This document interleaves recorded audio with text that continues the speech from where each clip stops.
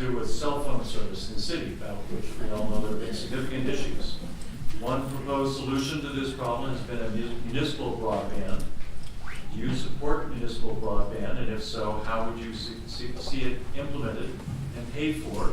And if not, do you have any other solutions you could suggest? I think the city is, after the mayor declared a state of emergency around our cell phone service, has already begun to see some improvement in cell phone service.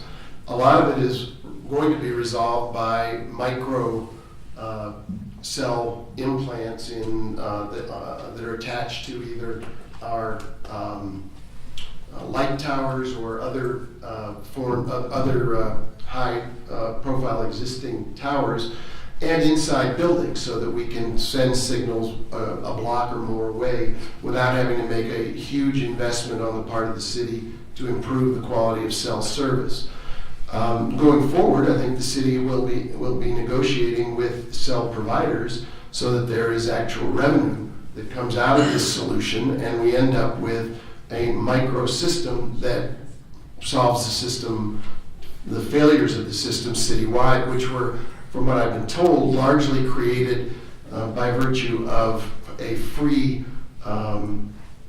improvement, a free offer from the carriers that led to people having downloads onto their phones of unlimited data that overtaxed the system. So I don't think the answer to our cell phone problem is a city broadband system. I think the answer to our cell phone problem right now are micro systems that bounce the signal quickly, efficiently, effectively, connects people, and prevents dropped calls. I know the city's working on it. If I get elected mayor, it is something I'm going to work on very quickly, because if we're going to have a 21st century economy, we have to invest in high quality cell phone, real broadband, and frankly also upgraded air service, so that we have an economy where the investments match our 21st century opportunities. Broadband is definitely a critical issue across the city of Santa Fe. And that's why 3 to 4 years ago, working with Kate in her capacity in economic development at the city, we brought forward a proposal to spend approximately $1 million plus of the city's money putting in a fiber optic system which has raised broadband speeds at the rail yard to 1 gigabyte. Again, doing that actually caused the carriers, including folks like CenturyLink, to understand that if they were unwilling to bring faster speeds and better service to the city of Santa Fe, that the city was going to move forward without them. So we have actually initiated a process of doing city broadband. That said, that action brought then those carriers into the city wanting to participate with the city to try and expand service more thoroughly throughout the city of Santa Fe. So the city's efforts to do that have stimulated some competition in that regard, and we obviously need to be continuing that process, and we have also enacted telecommunications ordinance changes that will allow the smaller cell towers to come in, and through those towers that 5G service will reach Santa Fe. And that's critically important because that is the basis of the modern economy. If we want to increase film production, if we want to increase digital media, all of which are clean industries that would be perfect for Santa Fe, broadband is an essential, and the city's infrastructure and the use of it is a critical component in that. So I highly favor doing that.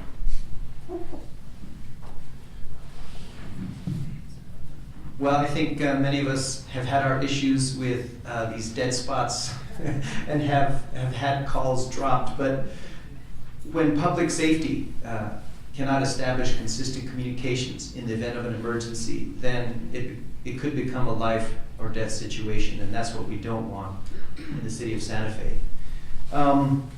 So the question about municipal broadband, one thing that I did as a city councilor is that the Economic Development Department in 2016 made a number of recommendations regarding broadband. One was to make available city buildings for broadband infrastructure. The other was a change in strategy. As Councilor Ives mentioned, we did invest $1 million in building a fiber optic line from the rail yard to the water department on West San Mateo. The vision was to extend that all the way to the Santa Fe University of Art and Design, but they already have high-speed broadband that's facilitating digital and film media. So that recommendation called for, instead of continuing with the extension of that fiber optic line, we would focus on the downtown area where we have a higher concentration of businesses that are experiencing broadband connection problems. And the third recommendation was our process to review and approve telecommunications franchises was taking too long. The FAA has come up with new regulations. They've given us time limits for existing and new facilities. We have since taken action on those. I've sponsored that legislation. We're moving forward in improving our telecom approval process. And I know the mayor, he signed an emergency proclamation to implement policy that was already on the books.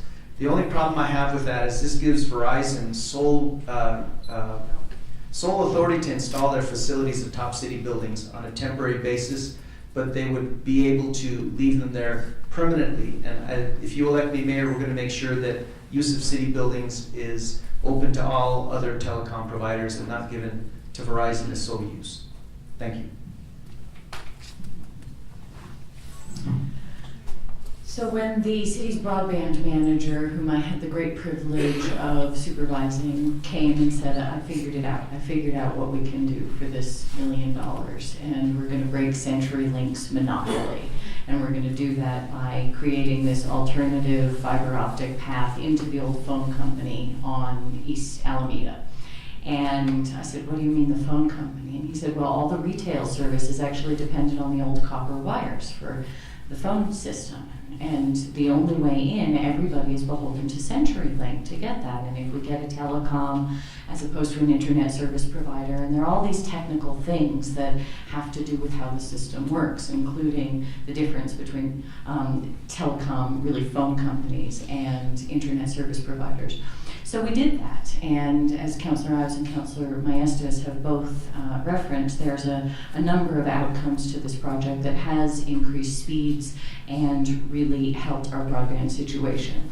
And when we talk about municipal broadband, what I've found is we do need to really work on defining our terms, because people think about it differently. Is that the city becoming an internet service provider, or is it what we've done, which I think is the right solution, because we have a brilliant broadband project manager and we have a lot of the right things in place to get this done, is really for the city to control what is in essence a wholesale infrastructure. It's the big pipes and what's called backhaul.